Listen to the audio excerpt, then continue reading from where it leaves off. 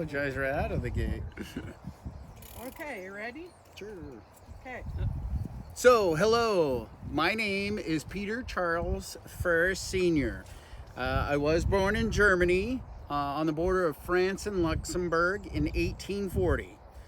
This region is known as the Saar and was very important to Germany. At the time of my birth, this land was divided between Bavaria and Prussia, and Germany was trying to build its empire by defeating France, which is exactly what happened. At the time, my father's name was Matthias, which is Matthew in English, and could be either French or German. Our last name, Freres, which is French, and the meaning is brothers. And our family spoke both German and French, some French. Living in Germany, I met and married my wife, Angela Mersch. We stayed in Germany for 11 more years, and during that time, we had 7 children. We had a baby girl, Anna, but she died a year later. We came to America in 1875 when I was 35 and Angela was 38. The boys were a real help on the farm in the German community of Keokuk, Iowa? I'm still not sure exactly. Keokuk, Iowa. You're able to, on Google, able to help with that. Okay, all right. However, the weather was very harsh and the crops obviously often failed. Most of our children attended to at least the 8th grade of school or until they were needed to help on the farm. Angela and I worked with our children so that they learned English and could read and write. I was very determined to be an all-American family. I worked hard in everything that I put my hand to and was very disciplined as my German father had instilled in me.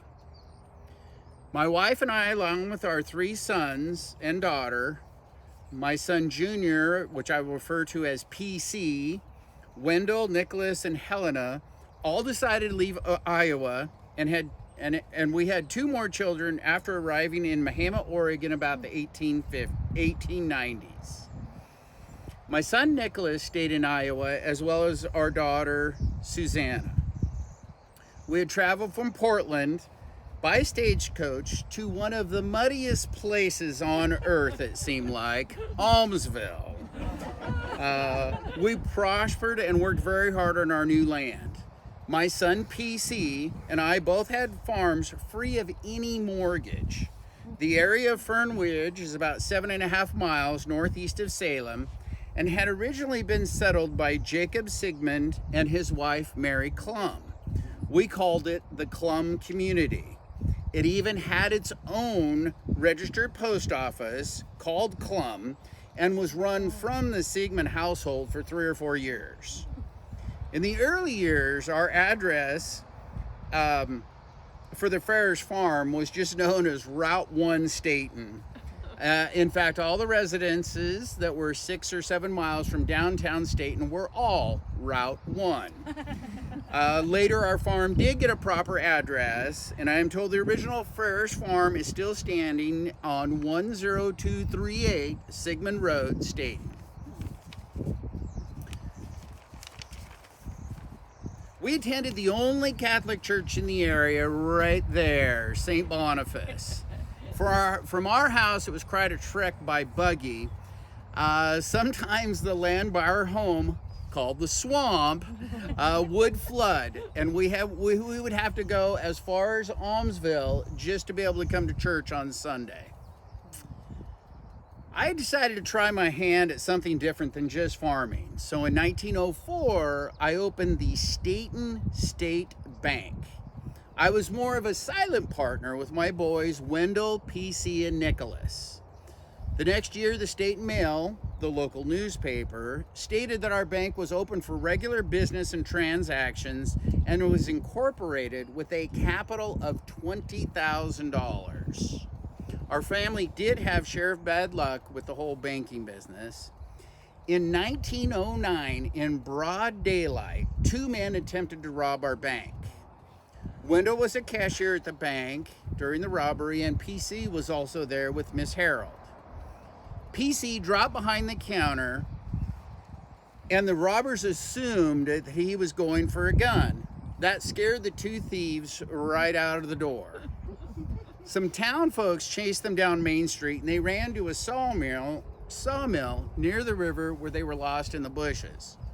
The town was aroused at the time, and 30 men were quickly sworn in to form a posse. Oh my God. Sheriff Harry P. Minto threw a dragnet of deputies that patrolled the whole state and country. They were miles and miles of dense brush along the Santiam River, and if someone wanted to hide and not be found, that was the place to go. Some say they jumped a southbound freight train from Marion. 2 short years later, the bank closed its doors. I think from bad investments in the state and woolen mills. The state bank examiner said the bank should be able to meet its obligations to my sons Wendell and PC, deeding their own real estate to meet its obligations. Wendell was the mayor of Staten at the time and decided to move south and get away from the pressures that were put upon him. The average man at that time in it would labor the whole day and make about $1.50 to $2.25. If he was fortunate to have a team of horses, he could make an additional $4.50 to $5.50 a day.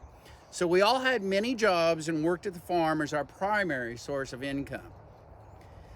Now, I will tell you about the brothers. As I mentioned before, that is what the name Freres means in French. PC was always busy, but he still had time to be the secretary for the Staten Switchboard Association for years. Us locals used our telephones using the farmer line of the Staten Fern Ridge Telephone Company. We had 17 members on our party line back then. PC was also a member of the Sublimity Fire Insurance Company and was Marion County assessor. PC and his wife Emma also boarded school teachers in their home and, of course, worked on the farm. Wendell couldn't stay away long. His heartstrings came back to the farm. Wendell and his younger brother Ted, only 24 years old at the time, if they had any free time, they would go to the small sawmill. It was conveniently located just southwest of our farm on Sigmund property. When the mill went broke, my boys formed a partnership and bought the mill hook, line, and sinker. The mill had a lot of debt because of back wages for its employees. The mill prospered until the timber supply near the mill was all used up. They took their team of horses and worked at the Oregon coast building helping build highway near and around Newport, which most of it now is Highway 101. When they were done with that job, they came back and moved their saw production from Fern Ridge to Little North Fork, about 6 miles northwest of Mahama. They set up an even bigger logging and sawmill operation with a log pond, cabins, and cook shack for the workers. A steam boiler was used to power the mill, and horses were used to do the logging. Wendell was called the fireman and operated the boiler, and Ted was the business manager. Wendell would take most of the summer off to help me with the harvest at the farm. At the time, both Wendell and Ted lived at the mill site. PC would hire men to help with the haying, cutting, and threshing of the grain we grew and with general farming chores. I remember right in the middle of the Great Depression, PC bought his first rubber-tired tractor, a John Deere. All the neighbors came to take a look. With the new tractor, he was able to retire those well-used horses of ours and bought more equipment to use with the tractor. About that time, we, like many farmers, started growing grass seed and phasing out the other grains. Ted, or TG, as we called him, married Teresa, and they had 4 children before she died. 2 years later, he married Frances, and they had 6 more children. Ted, as I see now in the future, took over the little sawmill and was able to build his first sawmill in Lyons and move the entire lumber production there. After the war, a building boom brought in more markets for plywood, and now our name, Freres, has partnered with a company called Willamette Industries to build and operate a large veneer plywood plant.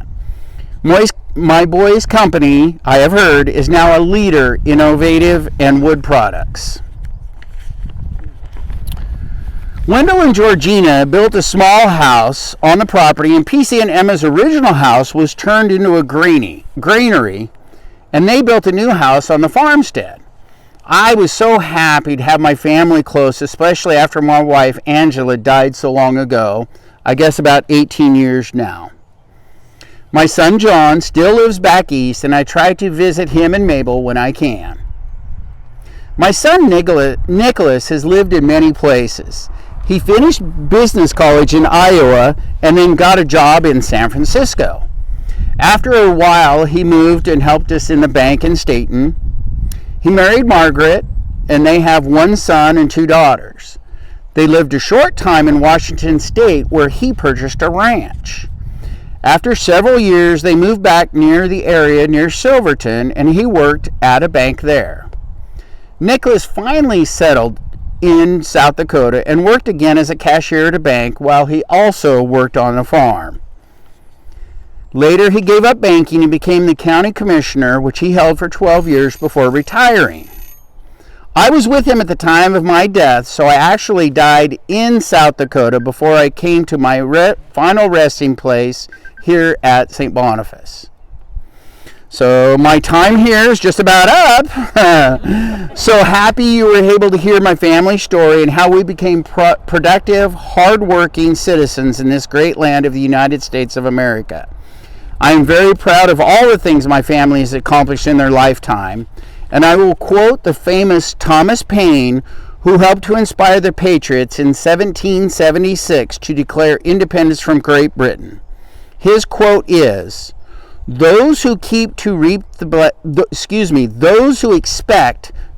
blessings of freedom must, like me, undergo the fatigue of supporting it. Our family has learned how to overcome obstacles and never give up. Never stop trying to make a difference in your life and your country. God bless America.